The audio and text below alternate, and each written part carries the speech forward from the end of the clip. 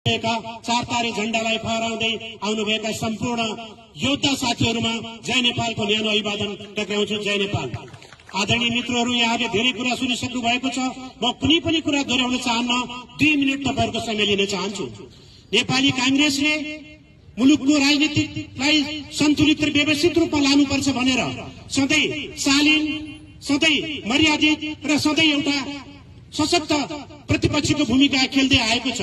तपाईहरुलाई थाहा छ, यो शिवचाटार नेपाली कांग्रेसको सदरमुकाम हो।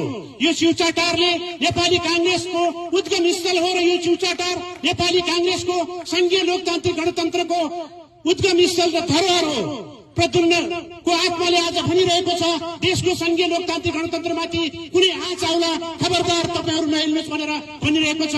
यो शिवचाटार त्यो यस्तो पवित्र भूमि हो जसले कांग्रेसको उत्पादन मात्र होइन, कांग्रेसको परिवर्तन मात्र होइन, कांग्रेसका नीति कार्यक्रम र सिद्धान्तहरूलाई नेपाली जनताको मनस्पटलमा पुर्याउनको लागि सशक्त योगदान दिएको यो शिवचाटारको र नेपाली कांग्रेसको आफ्नै इतिहास र आफ्नै महत्व छ। तसर्थ म सम्पूर्ण शिवचाटारका आदरणीय जय नेपालमा आबद्ध दाजुभाइ दिदीबहिनीहरूप्रति हार्दिक नमन व्यक्त गर्दै पुनः एकचोटि जय नेपालको अभिवादन व्यक्त गर्दछु। जय नेपाल। आदरणीय मित्रहरू, हिजोबाट यो सरकारले अब चुनाव गराउँछ भन्ने कुरा मलाई विश्वास लाग्न छोड्यो। साथीहरू, म नेपाली कांग्रेसको केन्द्रीय समितिको केन्द्रीय सदस्य, हामीले यो सरकारलाई प्रतिगामी कदमको विरुद्ध एकबद्ध भएर अगाडि बढ्नको लागि र आफ्नो संगठनलाई चलायमान र गतिशील बनाउँदै वडा वडामा पुर्याउनको लागि हामी प्रतिबद्ध भएर आएका थियौं। हाम्रो सभापति शेरबहादुर देउवाले भन्नुभएको थियो, अघि नै पूर्ववक्ता मित्रहरूले भनिसक्नु भएको छ, नेपाल कम्युनिस्ट पार्टीले जित्यो भने जनताले रुन पनि पाउँदैनन् भनेर। म त्यही जोडेर भन्न चाहन्छु, हिजो मात्र प्रदेश नम्बर 1 र प्रदेश नम्बर 3 मा यो सरकारको विरुद्ध अविश्वासको प्रस्ताव आयो र अधिवेशन सुरु भयो। प्रदेश अधिवेशन सुरु हुने बित्तिकै त्यहाँको प्रदेश प्रमुखले, त्यहाँका 1 नम्बर र 3 नम्बरको प्रदेश सभामुखले प्रदेशको अधिवेशनको बैठक अनिश्चितकालको लागि अन्त्य गरिदियो। साथीहरू, यसबाट हामीले के बुझ्नु जरुरी छ भने यो सरकार संसदीय मूल्य र मान्यता हिँड्न तयार छैन। यो सरकार बहुमत र अल्पमतको राजनीतिमा मान्न तयार छैन।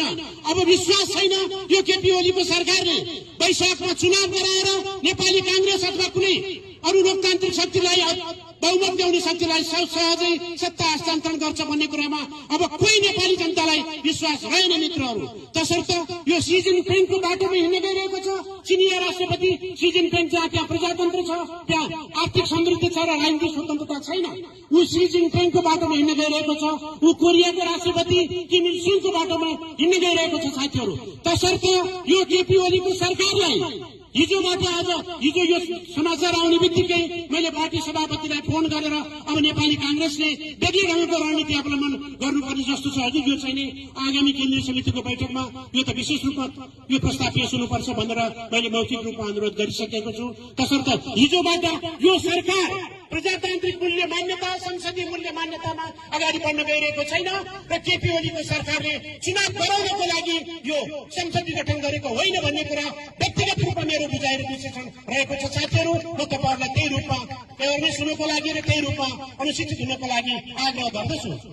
तपाईहरुलाई थाहा छ, बीपी कोइरालाले राष्ट्रियता र प्रजातन्त्र सँगसँगै जानुपर्छ भन्नुभएको थियो। म लामो समय लिन्न, यदि उहाँले राष्ट्रियता र प्रजातन्त्र मध्ये एउटा मात्र रोज्नु भएको भए बीपी कोइराला बाँचिन्जेल नेपालको प्रधानमन्त्री हुनुहुन्थ्यो। मित्रहरू, त्यति दूरदृष्टा नेतृत्व, दक्षिण एसियाका एउटा लेनिनको रूपमा चिनिने महान द्रष्टा र दार्शनिक साहित्यिक व्यक्ति मात्र होइन, महान राजनीतिक व्यक्तिले भन्नुभएको थियो, नेपालको राष्ट्रियता र प्रजातन्त्र सँगसँगै जान सकेन भने यो देशको राष्ट्रिय अस्मिता संकटमा छ भनेर भन्नुभएको थियो।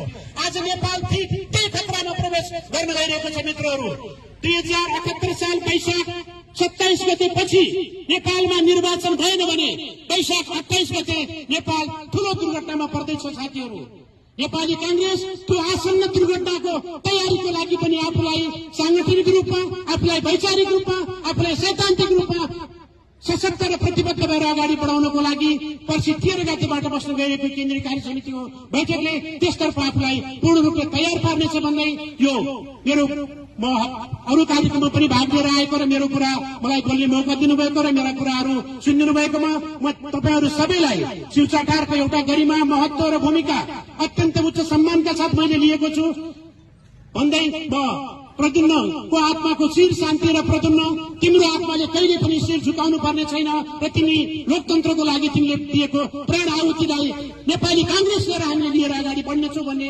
प्रतिबद्धता व्यक्त गर्दै म यहाँहरू समक्ष ओझेल पर्दछु। जय नेपाल।